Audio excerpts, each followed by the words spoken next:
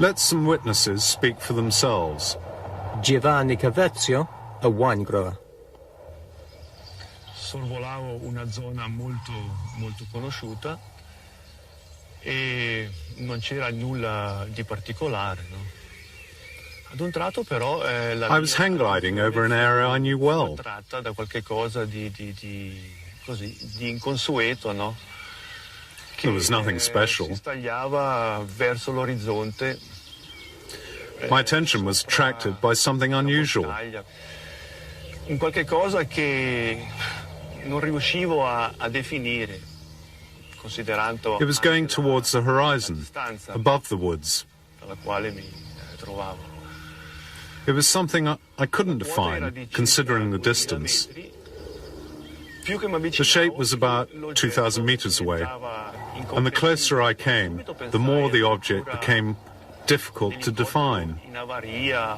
It was hovering like a helicopter, but I realized it was nothing like that. It generated a very strong light and lacked hard outlines. It had a very strong, bright halo of light.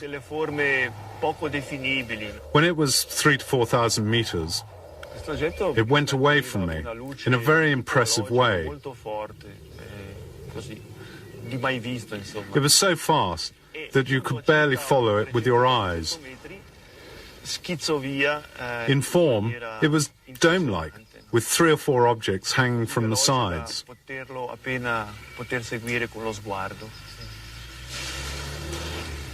Diameter was between 5 and 10 meters, and it was lead-colored. Within a moment, it had disappeared over the horizon, without a sound and without a smoke trail or anything.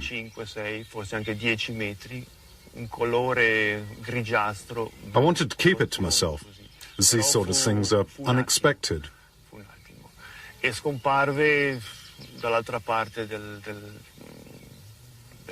That evening, when I got home, I didn't even talk to any family about it. Later, when I went to a restaurant, I met a friend interested in hang gliding, who had seen me flying in the area. He insisted I must have seen something special, because he had. Looking up, he'd seen something which he couldn't define, but which had hurtled across the sky and then disappeared. Recandomi un po' più tardi al ristorante, incontrai un amico interessato di volo libero, il quale mi disse di avermi visto attraversare. We decided that he had seen the same thing as myself. Insistendo nell'affermare che io avrei dovuto per forza aver osservato qualche cosa di molto particolare, perché lui, trovandosi in zona fiume e guardando verso l'alto, vide a un certo punto un qualche cosa di indefinibile che si stagliava contro il cielo e che poi dopo scomparve dal suo angolo visivo, no? Al che io, dopo un momentino così, decisi di dirgli insomma quello che più o meno avevo visto.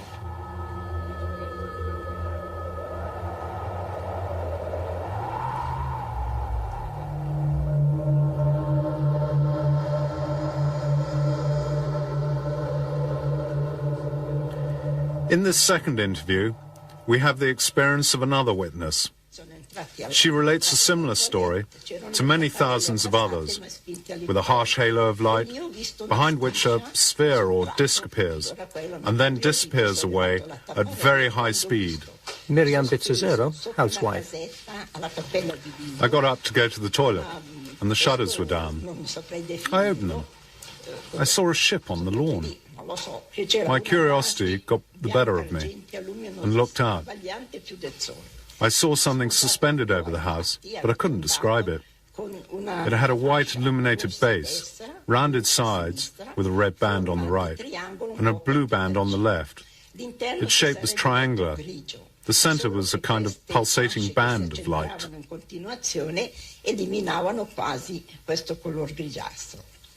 Was there something solid there?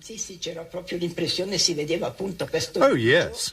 You could see grey bits, but they were covered by the pulsating. L'unica cosa, controllando appunto con l'orologio le pulsazioni, ho notato che le lancette erano sovrapposte sulle tre. It was very quiet. Mentre io pensavo al massimo, il più tardi, le 2 meno alla 1:45. Quindi c'era stato... I noticed that the hands of the clock were on 3, then 3:15. Sia venuto senza averne coscienza. Then it was 4:45. Non riesce nemmeno un'intuizione, niente che mi possa... What happened to that lost hour and a quarter? Posso dire che il mattino successivo la mia consuocera mi disse: hai un puntino I can't remember what happened. sulla tempia sinistra. But the next day, my daughter-in-law's mother noticed a strange shape on my left temple. Invece guardando c'era, ma non più grande di un'efelide, piccolissima. E invece si è ingrandito. I said I hadn't hurt myself, and it was very small.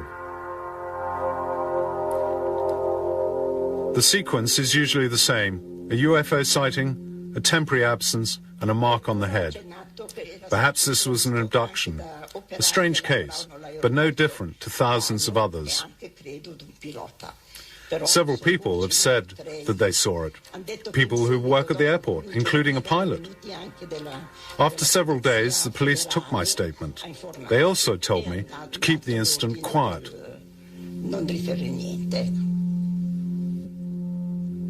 On the theme of abductions, the recent scientific studies of the medical evidence have started to confirm some of these stories. These Swiss witnesses prefer to remain anonymous. Suddenly, in the rear-view mirror, I saw a red light about the size of a table tennis ball, which stopped about 1.5 meters from my car. It was about 10 by 15 centimeters across. Suddenly, it started to oscillate from left to right. It moved from the left side of the car and then to the right. Everything was bright red, even inside the car. Then, at the height of that rock, you can see up there on the right-hand side of the road, the car rose. Before I lost consciousness, I saw the little red ball flip to the back seat. Then, at about 30 meters from that building up there, there was a white glow, and I found myself on the road again. This is a rare case of abduction inside the car itself. We know of others in both South America and the USA. It was about 10:30 p.m. 3 yellow beacons were suspended about 10 meters over the forest. They shone for about 15 to 20 minutes. They didn't move. I went towards the forest to see what it was. In my opinion, it was a spaceship. It had a distinctive shape and those lights on top of it. Having reached this tree here, I decided to go up the hill for a better view. I went up the slope, and when I reached the hilltop, I found myself face to face with an enormous hemisphere of light, which at the base was between 10 and 15 meters across. I got nearer, and my whole body started to shake. In front of me, a UFO was producing a deafening sound, emitting similar vibrations to a transformer. At a point, I ran into a wall of lights as solid as if I'd run into a concrete wall. I got close 3 or 4 times, and every time I ran into this wall. After about 15 to 20 minutes, the UFO took off like a helicopter. It went silently, except for a slight hissing noise. No more than 3 minutes later, 2 Swiss Army Mirage jets flew over. This barrier of light is talked of time and time again by independent witnesses. The following is a statement by a senior airline pilot with years of flying experience, highly trained, and who has been regularly examined by medical experts. Stefano Guerra, Swiss Air Captain.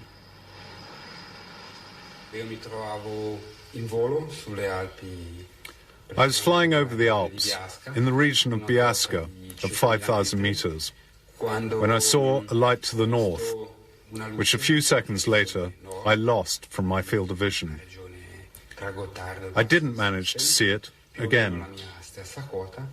luce che pochi istanti dopo ho perso dal campo visivo e non sono più At that moment, reperire. another pilot was flying in an easterly direction, in the same area of the Alps, and asked radar if there was an object in the same place where I'd seen my object. Se avevano un oggetto in quella regione, proprio nella regione dove io ho visto questo. It wasn't visible to radar control.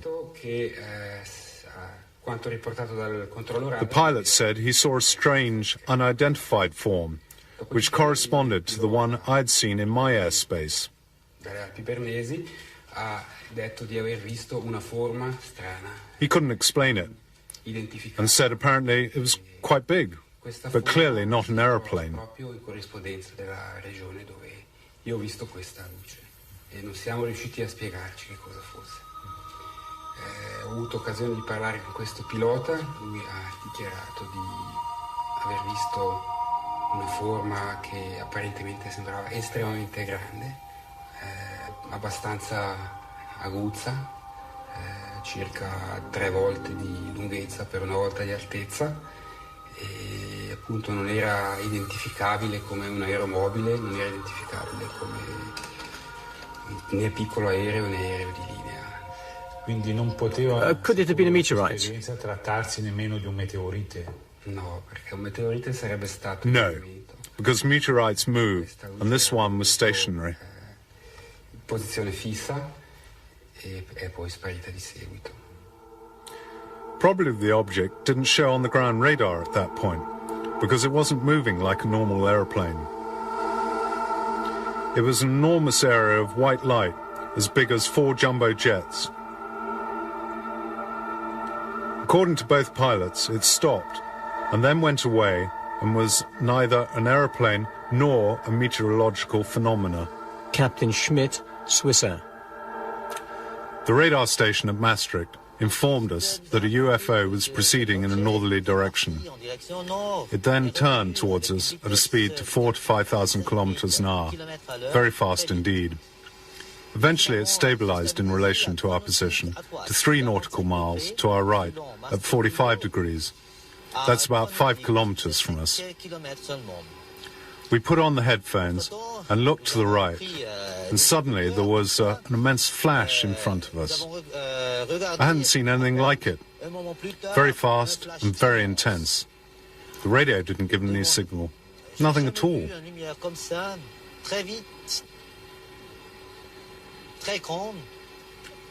Maastricht told us that the object stopped for a minute behind us and then went south at great speed. It was traveling 4 to 5 times the speed of sound.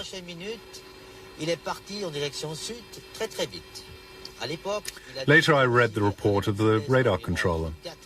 After checking the data, he wrote the speed was double that, which means it was 10 to 12,000 kilometers an hour. It went away in a southerly direction. It returned and went away again. It was as if it was playing hide and seek with us. The UFO was enormous, very fast, and it was flying at 10 to 12,000 kilometers an hour. It was seen on radar and seemed to play with the airliner, not behavior that you would expect of a military or experimental aircraft. And this is how another Swissair pilot explained his experience. Captain Peter Bircher, Swissair. Suddenly the object, which had flown with us for a while, veered and then at top speed disappeared, turning through 90 degrees. I think that this behavior would exclude a natural explanation of the phenomenon, since the object resembled no known flying object. It was practically suspended in the air in front of us. It then went away at a high speed, veering at 90 degrees in relation to our route. No known flying object can do such a thing. Many civil pilots are reluctant to talk about their sightings of UFOs. They don't want to be ridiculed, and often they want to protect their flight crew. Military pilots are bound by official secrecy for the duration of their service. Captain Duvestal, Swiss Air. At first, we thought we were seeing a star, or at least we believe it to be a shooting star. But straight away I told myself that it wasn't possible because of its speed. It fell gently to the horizon and then oscillated a little to the left, and then to the right, and then left and right. It then returned to its original position. All of this in less than 30 seconds. That's far from normal. Have you spoken about this to military pilots? I've spoken to American military pilots in Alaska.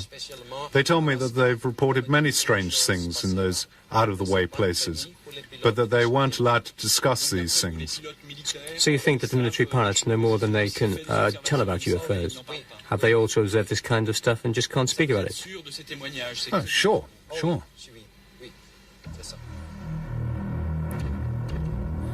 One impressive, well-documented case is reconstructed here by Nippon TV when a 707 was flying over Alaska on the 17th of November, 1986.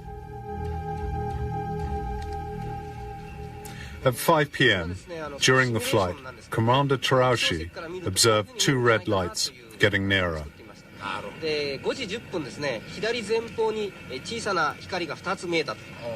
The control tower anchorage didn't detect anything present in the area.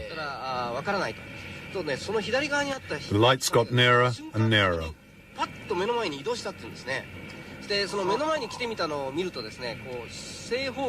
The three pilots felt a wave of heat. Then the lights disappeared.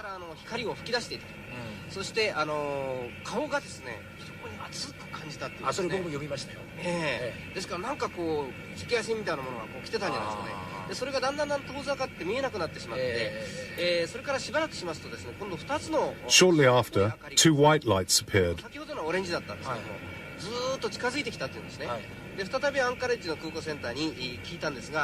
The radar screen indicated the proximity of the object, and the object began to shadow the aeroplane in the direction of Fairbanks, Alaska.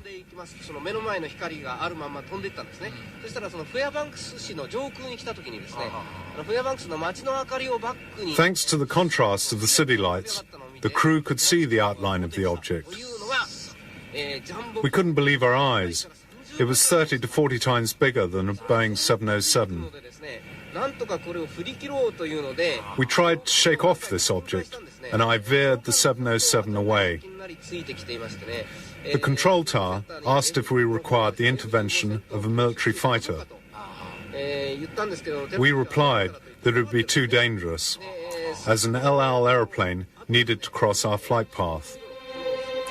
Towards 6 p.m., the object disappeared. The sighting lasted for an hour. These are the sketches by Captain Terauchi. Both he and his crew saw an enormous UFO. It was under control, and he felt there was every possibility that it hadn't been constructed on Earth. As well as the testimonies, there are photographs and film sequences which document UFO sightings. These have been gathered from all over the world, including films shot in the skies over Mexico, taken by a group of video activists calling themselves Vigilantes, who have about 100 members. We're a group of friends from the four corners of Mexico. We always have video cameras with us, at work, at school, so that we're always ready to film a UFO as it appears.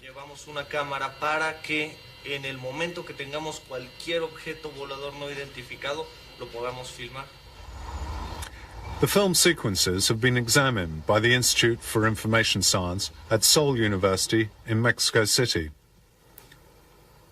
They subjected the film to a battery of advanced tests.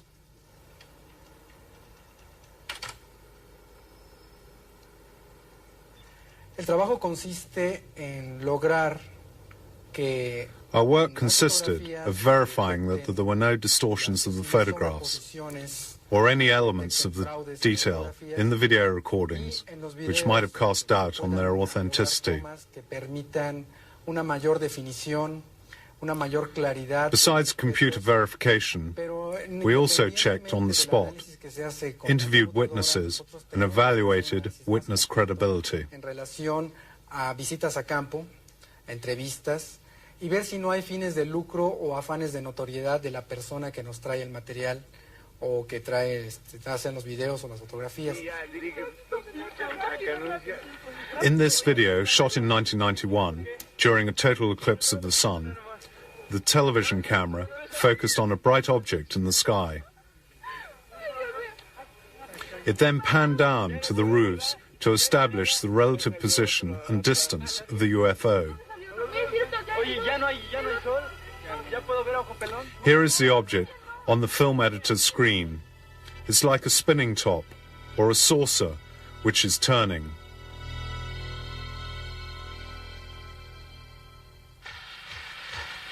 And now another UFO in the Mexican sky.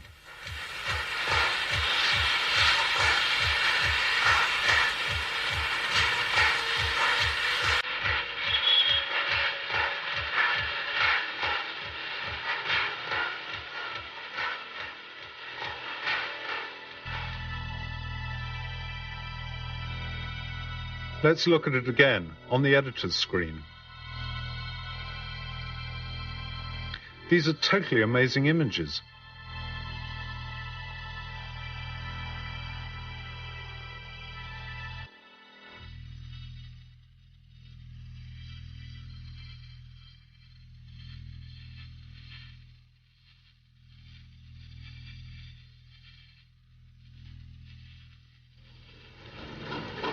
This is 1992. Watch the UFO as it moves about the sky.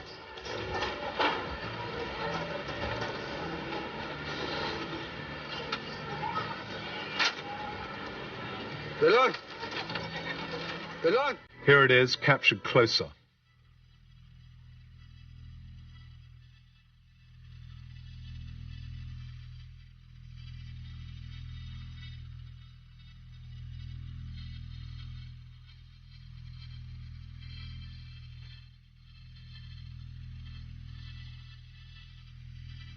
No. 1994, and another UFO. This time in the skies over Mexico City itself.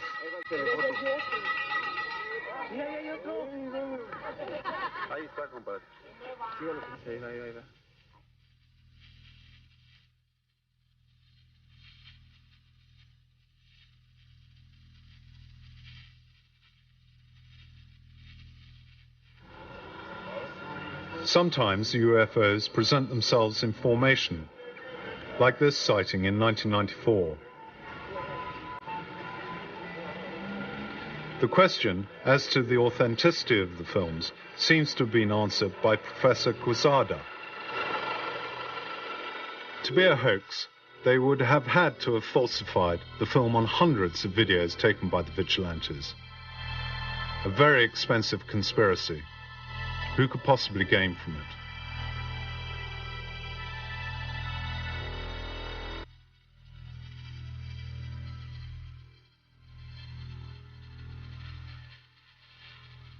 Here are still photographs taken by Paul Trent, a farmer in Oregon in 1950. These have been verified by military aviation laboratories in the USA. Here is a photo of a UFO taken in Germany and a thermographic analysis. These are two photographs taken in New Mexico, USA in 1992 near the Manzana atomic base. UFO sightings are common over these kind of facilities. And this is a long series of photos taken in 1987 by a Mr. and Mrs. Walton in the Gulf Breeze area of the USA. Some claim that they're a hoax, but examination of the photographs by a leading expert has confirmed their authenticity. I was confronted with the problem of, could this be real? It was hard to imagine that Mr. Walters could hoax photos and then have everybody else, have so many other witnesses agree with him. It would have to be a grand conspiracy, or else other people were seeing something and he was photographing it. In any case, I studied the photos very carefully. My conclusion is that all those sightings were real. It's important to remember that the same phenomenon was photographed in other countries at the same time.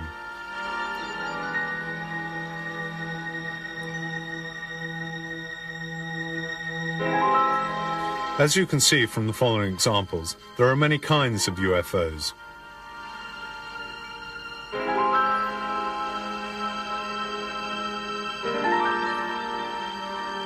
Another element in the study of UFOs is the examination of traces that are left on the ground where alleged sightings have taken place.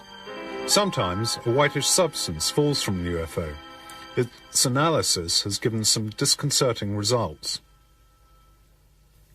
Noi abbiamo analizzato queste tracce e che cosa abbiamo trovato? Due cose molto importanti. What have we found so far? Primo, che il terreno non era bruciato come There are two important things. tutta la storiografia degli UFO dice. The first was that the ground was not burnt as we thought. It was in fact crystallized by microwave radiation. The microwave in question would have been 50 million times stronger than an industrial oven. Imagine the power of it. Bene, noi per la prima volta siamo riusciti a riprodurre il fenomeno in laboratorio e a misurarlo. We managed to test the phenomenon in the laboratory. Galileo would have been proud of us. Quindi nessuno scienziato al mondo può più dire che noi. We demonstrated the cause of the crystallization, and nobody can say it isn't true, because we did it under laboratory conditions. We examined deposits formed on the ground by the UFOs, and these gave us some disconcerting results. In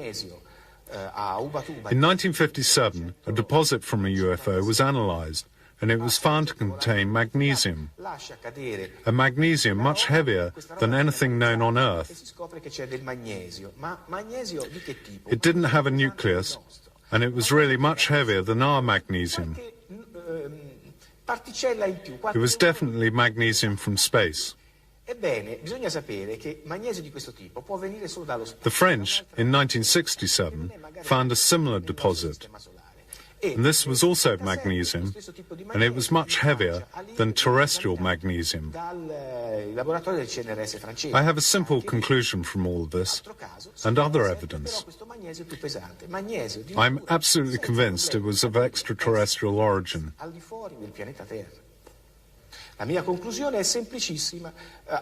On this planet, we don't have the technology to make this form of magnesium. I'm convinced of this. Oggi siamo sicurissimi che il fenomeno è esogeno al pianeta Terra, cioè viene da fuori, è tecnologico, non è di nostra competenza, non lo sappiamo riprodurre. And what do the authorities say about UFOs? For many years, they've denied or ridiculed these stories, but their attitude has now partially changed. We saw a big object in the sky which we couldn't identify. It had very powerful lights which directed at the ground. In 1989 and 1990, there were numerous sightings of a UFO in Belgium by more than 2,000 civilians and numerous police patrols. It was a triangular object with 3 lights at the top and 1 in the center. It was flying silently at very low altitude just above the ground. This photograph of the object, complete with thermographic analysis, is a filmed sequence.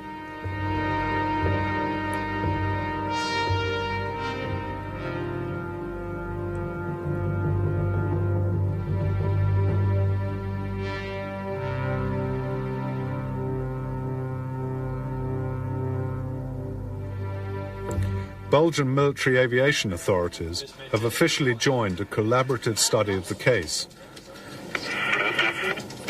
After ground radar revealed the presence of the object, some jet fighters were scrambled to intercept the UFO, but without success, because the object performed some incredible maneuvers, demonstrating it was in some way guided. Was it an experimental military aircraft, like the stealth bomber? The US government has denied this possibility. The stealth bomber is also noisy, and The question is, why would a foreign experimental plane fly at low altitude over a densely populated area? Belgian Air Force General Charles de Bruer held a press conference on the 18th of December 1989 to confirm that they had intercepted UFOs. His written report states, "There were no signs of danger. The mystery of their origin remains, but the phenomena exists. It is real." A été contacté plusieurs fois pour demander s'ils avaient des observations au radar aussi. Et nous avons donc les deux radars ont contacté. The UFO sighted over Belgium is very similar to that sighted over Ticino by our Swiss housewife, and the UFOs filmed over Pueblo in Mexico.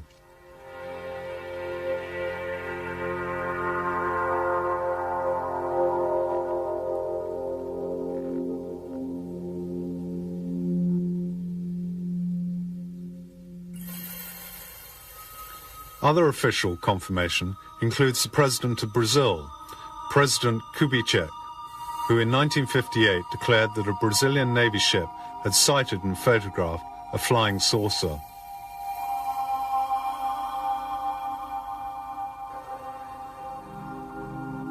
These are the documents.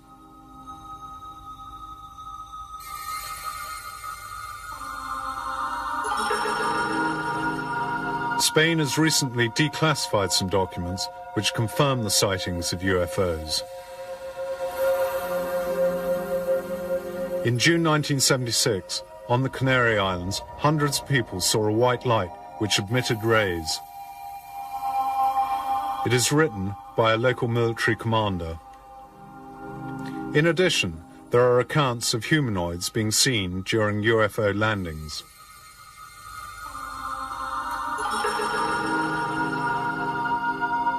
Still in Spain, a highly luminous disk was seen to come out of the sea. This sighting was confirmed at the same time in Italy. In 1978, the three pilots of a Spanish supercaravel flying over Valencia saw three red lights, which seemed to be at first on a collision course and then to dance in front of the aircraft. The caravel was forced to make an emergency landing, and fighters were scrambled to intercept, but they failed to make contact. In 1975, on the Bardeneas Reales military base near Navarra, a UFO was seen at low altitude. Until the end of 1990, the Spanish government had always denied the existence of any UFO file. And the same goes for the UK. Before 1990, there had only been the occasional comments as we list here. Lord Dowding, the Air Chief in 1954, suggested that 10,000 UFO sightings had been made and recorded. He also asserted that these were of extraterrestrial origin. In 1954, an RAF pilot named Saladin encountered some UFOs. This is Saladin's sketch. Ralph Noyes, Defense Secretary, is said by 1964 to have seen Air Force film of UFOs. In 1978, an English policeman, Tony Dodd, saw a UFO with a colleague. Then, in 1980, it was the turn of P.C. Allen Godfrey. And yet, as we have seen, there was no official confirmation of the sightings. All were treated as top secret. This secrecy has extended to the highest levels, with Chief of Staff Admiral Hill Norton declaring that he was kept in the dark on the existence of a special UFO department.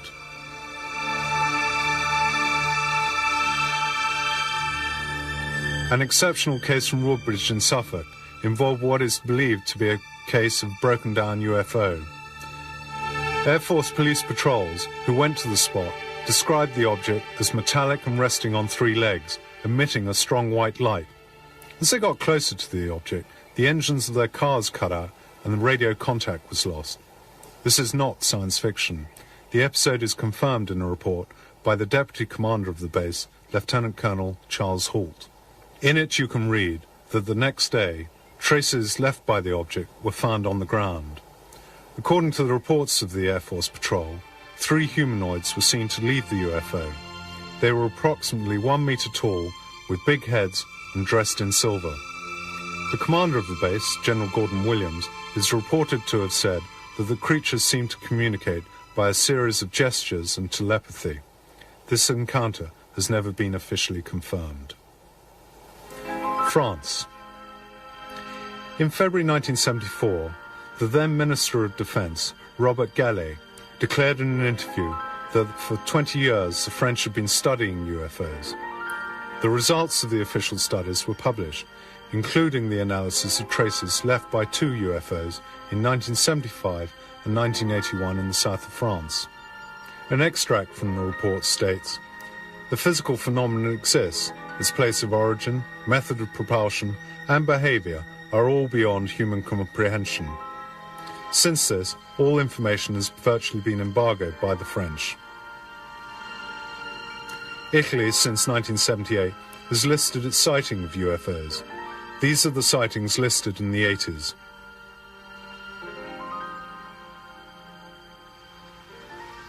The Swiss government has often said that it pays little credence to the UFOs. But since 1990, the Federal Military Department has given free access to a map showing civilian UFO sightings. No military sightings are recorded.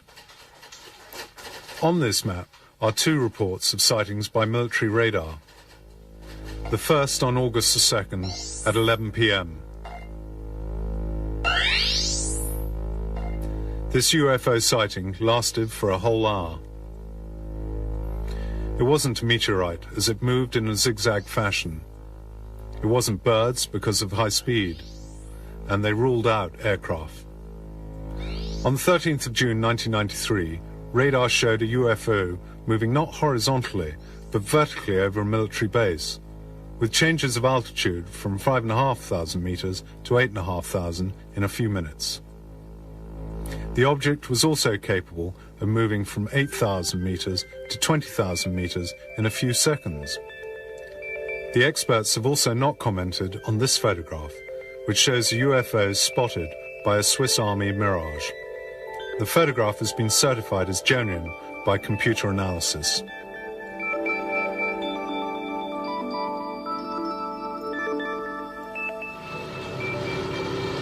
In the Soviet Union, in 1990, a short while after the sightings in Belgium, General Igor Maltsev, Supreme Chief of the Soviet Air Force, admitted the existence of alien UFOs and extraterrestrial life forms.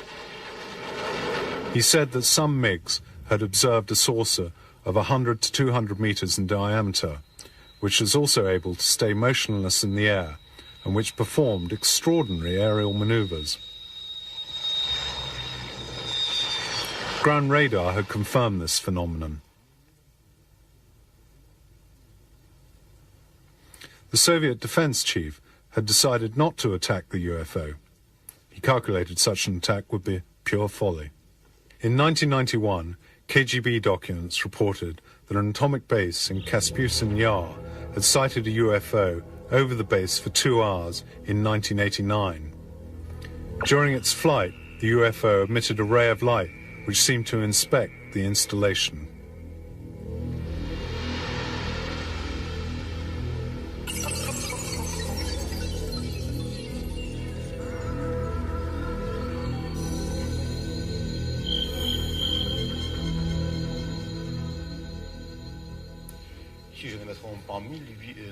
In 1984, a UFO was seen in the Ukraine above a missile base, but no intervention was possible. After the UFO left the airspace of the base, the guidance systems for the missiles used on the base were found to be inoperative.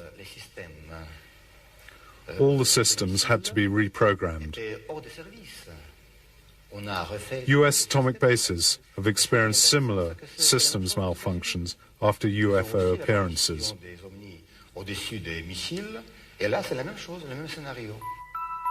The Berlin Wall fell in 1989, and the official Soviet news agency TASS, for the first time, reported the landing of a UFO at Voronezh. Some children and numerous adults were witnesses. TASS reported that the Varanasi UFO had landed humanoids and robots. This episode was repeated 3 times. The witnesses were questioned by Western experts and were thought to be credible. Studies of traces left by the UFO revealed substances not known on Earth. The disk had the form of an egg. It was 15 meters high and 5 to 6 meters long. On the basis of the Earth's disturbance, it had to weigh at least 11 tons.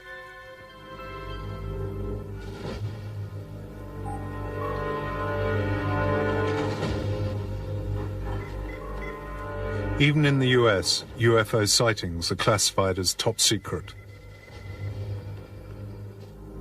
However, the door has been opened a crack by the law on freedom of information brought in 1970. This was a law supported by President Jimmy Carter, who saw a UFO in 1969 when he was a state governor, as you can see from this document. The law allows access to secret documents as long as it doesn't compromise national security. From these documents come important revelations. Some Army veterans started to tell of their experiences. These veterans faced a barrage of abuse designed to discredit them. One of these was Wendell Stevens. In 1947, he was transferred from the Roswell base in New Mexico, where he had studied captured enemy aircraft, to Alaska. In Alaska, his squadron was detailed to reconnoiter the area. It soon became clear to Stevens that his real mission was to photograph UFOs sighted in the region. A crew reported seeing a disc-shaped object sitting on the ice field that rose into the air and flew away as they approached it.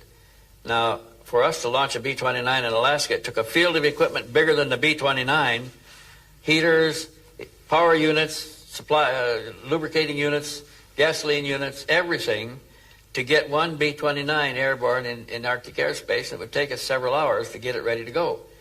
Here's an object that's sitting on the ice field with no support equipment that jumps into the air and flies away and leaves nothing behind it. Now that was, in our view, was an impossibility because there's no way we could approach anything like that. Then a report came in of seeing one emerge from below the water, sit on the water surface of the water for a moment, rise into the air, and then zip off, flying away. Another one at another time was reported to have descended into the water and disappeared. None of our aircraft could do any of that. Another important case is that of the then Lieutenant Graham Bethune during a 1951 flight from England to the US on a C-54 transport. The incident was confirmed by the whole crew.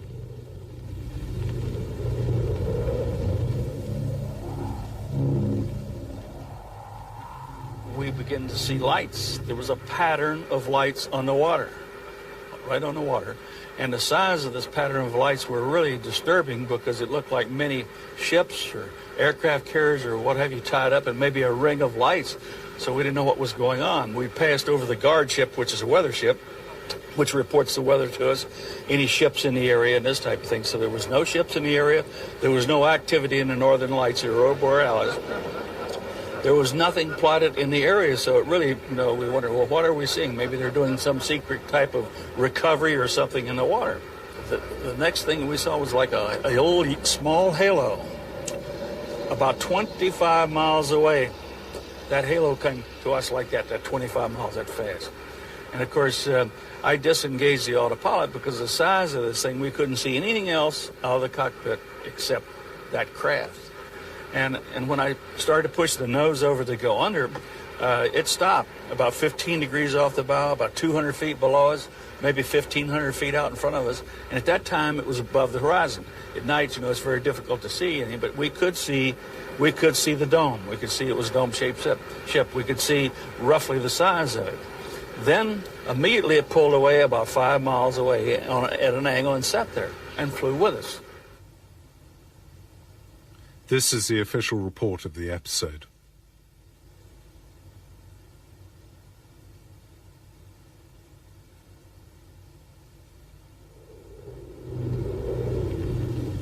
In another case, in 1954, Army pilot Mel Noel was part of a squadron asked to film UFOs in the skies over the USA. Their film sequences of UFOs were shown at the base.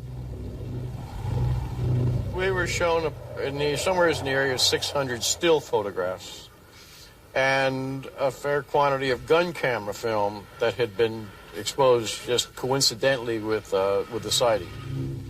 Soon the squadron sighted 5 objects without managing to film them. It was 5 days later. We ran into either the same or another 5. And at that time, we felt we succeeded in getting them on the film. And approximately, I think it was a week after that, we ran into a total of 16 of the things. And we were having, at that point, some relatively severe psychological problems. These were pilots in their early 20s, defenseless in the face of the UFOs. While they were observing them, something incredible happened. In their headphones, they heard a voice which said in English that they'd come in peace, but they were worried about what man was doing, and that the voice they were hearing was not a hallucination. Their purpose of being here was to dissuade some of the influence. They made reference to nuclear development by man and the problems that would be created and had been created from it. And at the age of 21, it placed us in severe quandary of questioning and capability and opposing side ego and experience, but there was no humor. I mean, it was not fun at all. Here we have some official documents which are now being made public. General Nathan Twining prepared a study on UFOs in 1947 for Chief of the Staff of the Pentagon, George Shulgin. It contains the chilling conclusion that based on the evidence at the time that UFOs are real, that they're capable of extraordinary flight with amazing changes of direction, which made the writers think they must be guided by some alien intelligence. They were even seen to fly in formation, and that their origin and technology were unknown. This 1947 document is now in the public domain. One of the great unsolved mysteries is the question of alien remains from one of these objects. From the many statements, it would seem that in 1947 near Roswell, New Mexico, one or more sources or disks had crashed, perhaps because of local experiments with electromagnetic radiation. Mac Brazel, a farmer, harvests some strange materials and took them to the airbase at Roswell. They included unknown materials with writing on them, similar to hieroglyphics. The base commander examined them and in a press release declared them to be the remains of a recovered UFO. A few hours later, General Ramey, under orders from the Pentagon, denied the find and said the debris was the remains of a weather balloon. Roswell is a much-discussed incident. The official documents in 1947 have the handwritten notes of FBI Chief J. Edgar Hoover. On them it says, "The FBI must have access to the recovered UFO." Another thorny question has been, were alien corpses recovered from the crashed spacecraft? An internal memo from an FBI operative to his chief, J. Edgar Hoover, indicates that they were in possession of the debris of 3 flying saucers, each one with the remains of a small humanoid dressed in a silver suit. This document was released in 1983 and its contents confirmed by Professor Robert Sarbacher. He was directly involved in the UFO research project in the 40s. Sarbacher writes, "The UFO was constructed of a light and resistant material. The humanoids had internal organs similar to insects." A hoax? Many analysts think not. But why is it all kept so secret? Was it to make sure that there was no public panic? With the US government afraid to admit that they were powerless in the face of a UFO menace? Perhaps they wanted to gain technological advantage from recovered materials. Whatever the reasons in 1947, a massive cover-up operation began. A number of supposed research projects were set up to calm public opinion and create confusion about the phenomenon by means of disinformation. They were codenamed Grudge, Sign, and Blue Book. The real research took place under the greatest secrecy, within the project Majestic 12, a project run by Professor Vannevar Bush, now dramatized in the UFO series Dark Skies. This document from Majestic 12 was donated anonymously to a researcher in 1984. It is a memo from President Eisenhower.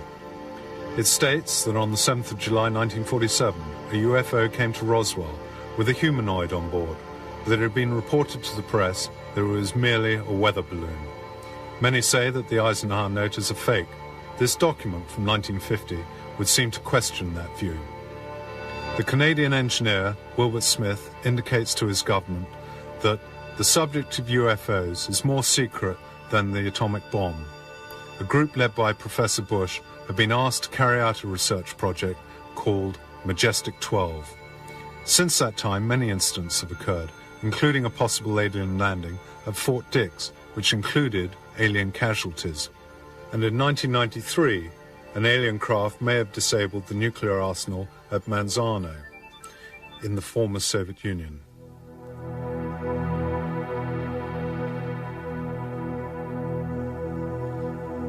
With these spectacular video pictures of a UFO, we conclude this part of UFOs, The Complete Truth.